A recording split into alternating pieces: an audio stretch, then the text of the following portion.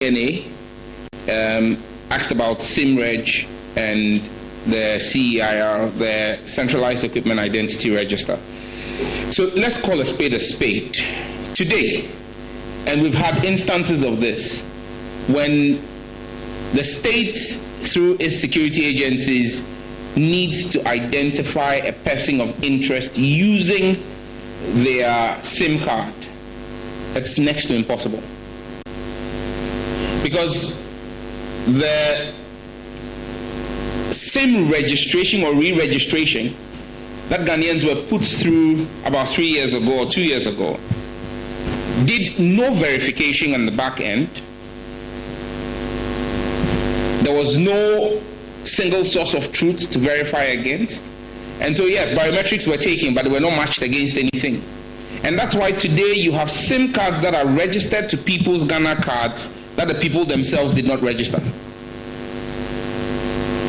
That's why today, even though there was a limit of 10 cards per Ghana card, there are instances where one Ghana card has been used to register over 30 cards because there was no matching.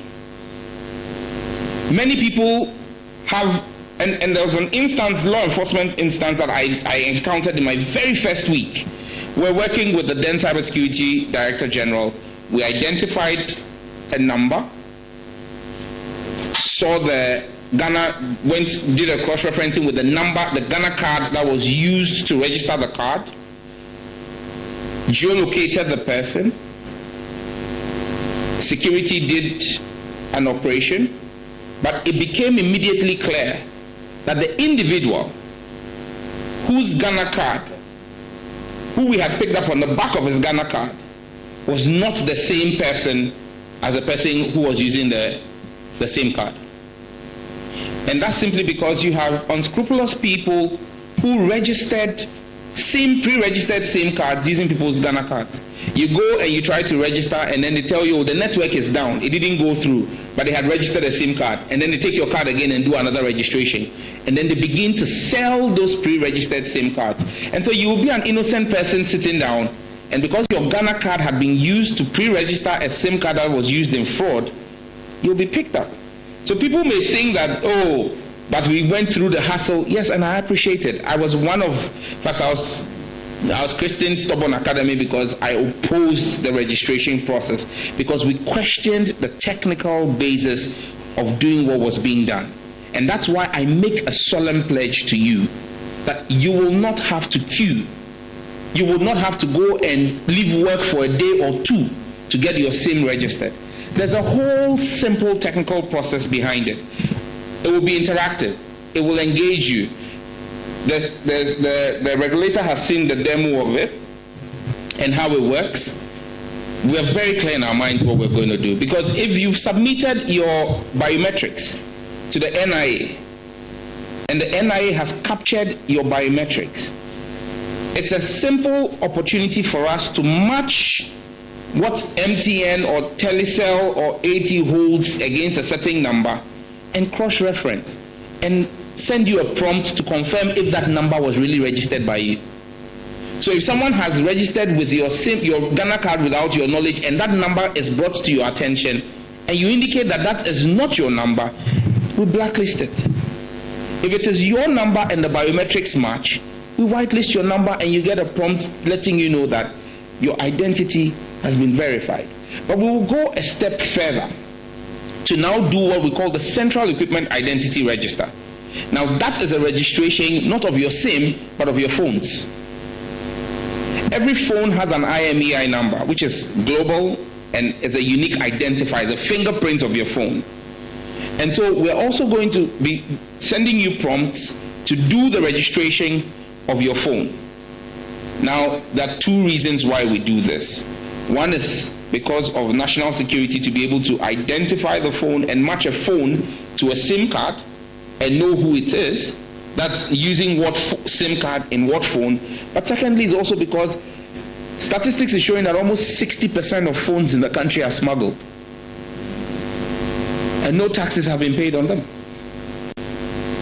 And so when this register is done, it's easy for you to determine whether the phone that's been sold to you came in legitimately and whether the tax has been paid on it.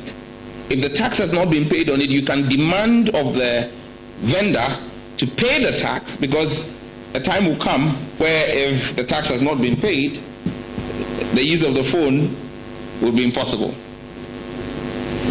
And so there are compliance measures. But you see, the good thing about that is it also helps us to create an opportunity to improve financial inclusion, because now the access to credit using fintech becomes secured, because fintech operators who are giving loans on phone, who don't get to see you, know that in the case of a default, it's possible to reset your use of your phone. I was careful to see when I said it is possible to quickly add the reset. So we will do that, and the shortfalls. Yeah, and stolen phones, for example. If your phone were to be stolen and you were to report, we'll be able to identify if your phone and your number match your Ghana card, which we use to verify and register you, and immediately triangulate and geolocate the phone and disable that phone. So then the ecosystem for stolen phones is gone. Because if you steal somebody's phone and a report is made, you can't sell the phone because nobody can use the phone. It's blocked and locked. And we're not just doing this here. Once we're done here, we're going to marry our central equipment identity register with our neighbors in the sub-region. So you can't even steal from here and take it to Nigeria. Or you can't steal from Togo and bring to Ghana. Because once it is flagged in any country in the sub-region, we will block it completely. So we are putting a few people out of business. But I think that's a good thing. Isaac from Ghana Online asked about fake news and what will be done. I'm clear in my mind, and the Acting Director General and deputies from cybersecurity are present here. I have mandated that a team dedicated to building digital dossiers has been working for the past 2 weeks. And so for those who've been engaged in mis and disinformation, know that criminal offense has no limitation of time. We will be going to Parliament as soon as Parliament resumes in May. It's going to be one of the first things I'll lay before Parliament, a specialized legislation on fake news. Today, you can choose to extend the reach of the Cybersecurity Act to try and do some prosecution, but it's a very long stretch. And so we're coming in with specialized legislation that will be very respectful of the freedoms of speech. Very respectful of the freedoms of speech. But where the lines are crossed on intentional misinformation or palpable disinformation, the law will be spelled out from Parliament on what the punishment will be. We cannot be in the jungle on the internet.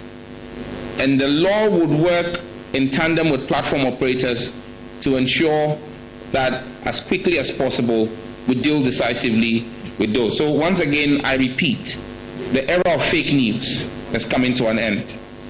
We don't want to act arbitrarily, and that's why we want to lay the law before Parliament and be backed by law. And so we will work together to work on it, but be minded, we're already building the digital dossiers. And so once the law is passed, we'll swing into action immediately to deal with it. Erica from MTN, and I mean it's a novelty that we had a player here ask questions. Any other thing policy-wise? Yes, there's a lot policy-wise. But like I said, I'm reporting for Q1 the things we've done. There's a lot of things that are in the pipeline or being worked on. For example, our smart data policy, the data exchange hub, a number of things we're working on. Support for farmers using tech, healthcare using tech. There's a lot we're working on, but because we have not finalized it in Q1, I'm sure that by the time I'm doing my Q2 reports, maybe in the first week of July or end of June, I'll be telling you a few more on the other things. I didn't want to come and stand here and say we will. So if you listen to me, everything I've spoken about is what we have done in Q1. And so there's a lot more from the ministry coming your way. Fiber cuts, absolutely critical. And we've been working with the Chamber on telecoms on that. Engineer Ken Ashigbe sent me pictures from my constituency last week, where there was a major fiber cut in the Dawa enclave. And then just 3 days ago, Ghana Water cut fiber around somewhere, a very high-profile residential area in Accra. And it's one of the problems we're dealing with. But I'm looking forward to working with the Minister of Water Resources, Works and Housing, and the Minister for Roads and Highways to have clear understanding that you cannot say you are going to construct a road. You cannot be Ghana Water and just go and cut into the road and then cut fiber. It's impossible. And again,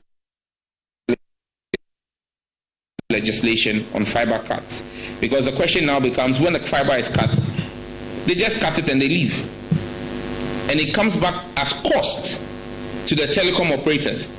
And because the telecom operators are not descendants of Mother Teresa, they pass on that cost to the same Ghanaians, and we complain about the cost of data, because data can only come through fiber. And so when the fiber is cut, it affects our pricing, because in their model they are always putting in a certain variable for fiber cuts, and we need to deal with it so that when roads are going to be constructed, they will get in touch with the regulator and the ministry to identify where fiber is laid, and then we can do the relocation of the fiber properly. I think that one of the things we'll do is keeping the designations of critical national information infrastructure and make it a criminal offense, irrespective of whether you are a road contractor or whether you are Ghana Water. If you cut fiber, you'll be criminally liable for cutting it. Because if you remember 3 years ago, when we had a triple fiber cut in the country on the same day, 70% of our country could not make phone calls. Imagine what that means for a country like this. Or when we had the subsea cable cut, what that did to us. And so fiber is now our lifeline. And so we need to protect it well. Thank you.